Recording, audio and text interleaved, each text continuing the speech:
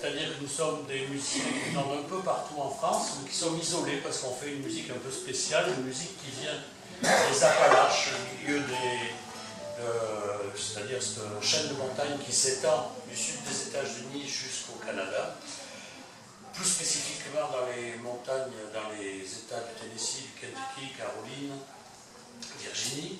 Non, là, et comme on a du mal à jouer cette musique, on s'est retrouvés entre nous, de temps en temps, au sein de cette association qui s'appelle Bluegrass en Gascogne, parce qu'elle est née en Gascogne, mais elle s'étend maintenant à peu près à toute la France, et tous les 3-4 mois, on se retrouve dans un endroit différent pour faire cette musique.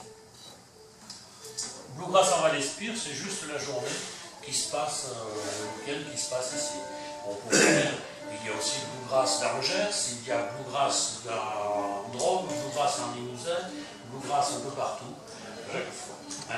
Pardon, excusez-moi. Voilà, donc on va essayer de vous expliquer ce que c'est cette musique. Alors, nous allons commencer avec, pour ceux qui n'avaient pas écouté ce matin, Soggy Mountain Breakdown. Donc tu peux passer tout ce qui est azimut. Vous êtes prêts, messieurs? 1, 2, 3.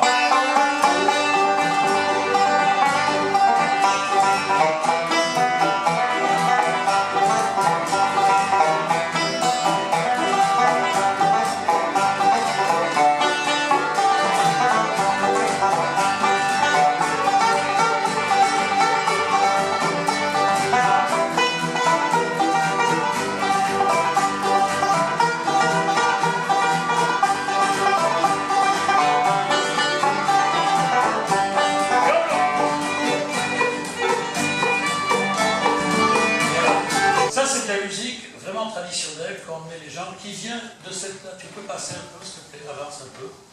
Voilà. Les États-Unis, en fait, c'était ces 13 États ici.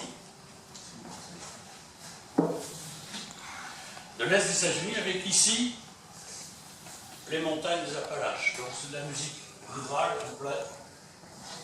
Et Kentucky, Virginia, Tennessee, Caroline. Donc c'est une musique qui vient des origines européennes.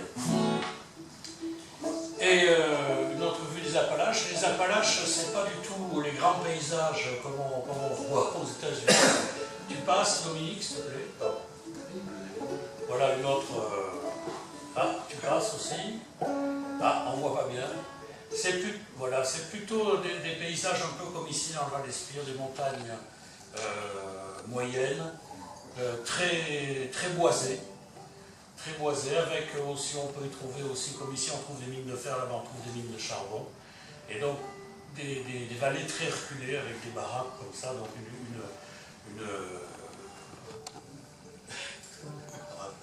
il faut mieux aller au Bahamas qu'au Baléares en fait.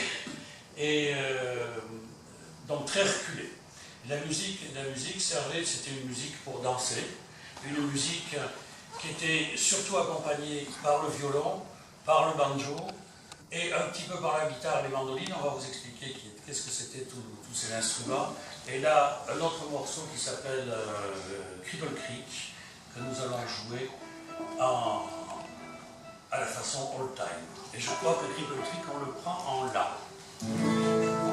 Cripple Creek. Si Gérard peut bien s'y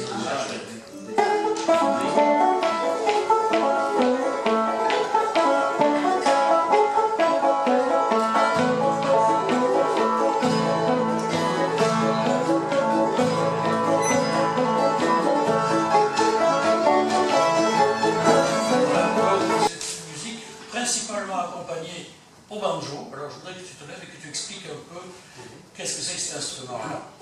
Je le présente, il s'appelle Mike. C'est marqué dedans. Il y a le prix encore dessus.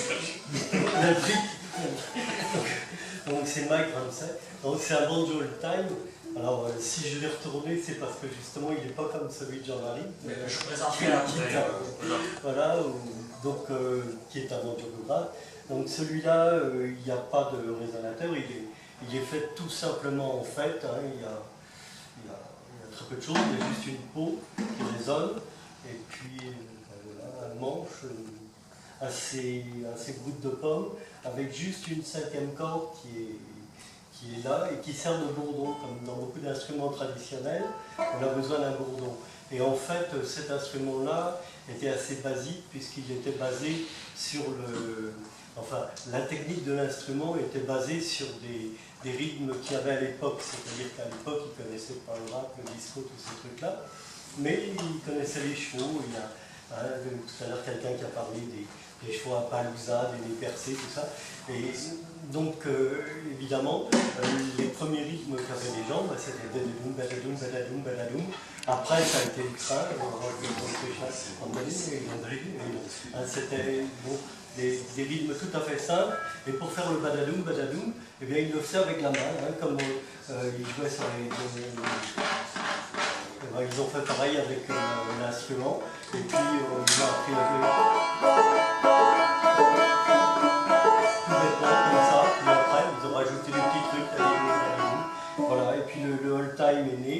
Alors la particularité, c'est que quand on joue en freling, hein, ou en clawhammer, enfin c'est la griffe de l'aigle, je crois, dire clawhammer, et ça peut être aussi assimilé au marteau qui tape les cordes.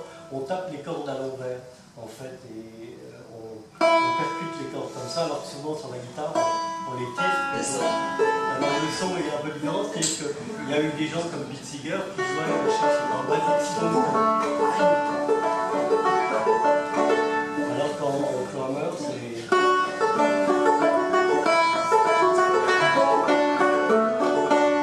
sais pas si je joue un morceau ou... Alors, juste pour dire quand même que le banjo, probablement, les origines viennent d'Afrique. Alors, vous avez une photo ici de Stephen Minstrels, qui est à peu près au milieu du 19e. Donc, vous voyez que celui qui joue du banjo, c'est un noir. On pense que c'était les noirs qui ont amené ça, qui ont, dans les plantations et tout, qui ont amené ça aux blancs. Les blancs se sont appropriés parce que le banjo est un instrument puissant qui va faire pièce au violon qui lui-même est puissant, et donc ça va pouvoir faire danser les gens. Bon, il n'est pas bien sûr. Tout était fou. Donc le banjo, origine probablement Afrique. Le violon, le fiddle, les fiddlers, c'est les violonneux. Europe, bien sûr, hein, qui, contrairement à ce qu'on pourrait penser, était un instrument d'assez... on pouvait facilement s'en procurer. Voilà, assez commun. Donc, et la guitare, qui est là, la guitare, bien sûr, qui est la guitare qui a été amenée par les Espagnols, même du temps des Aztèques et tout, qui fait partie, du temps de la conquista, qui fait partie du tronc commun, comment dirais-je, mondial.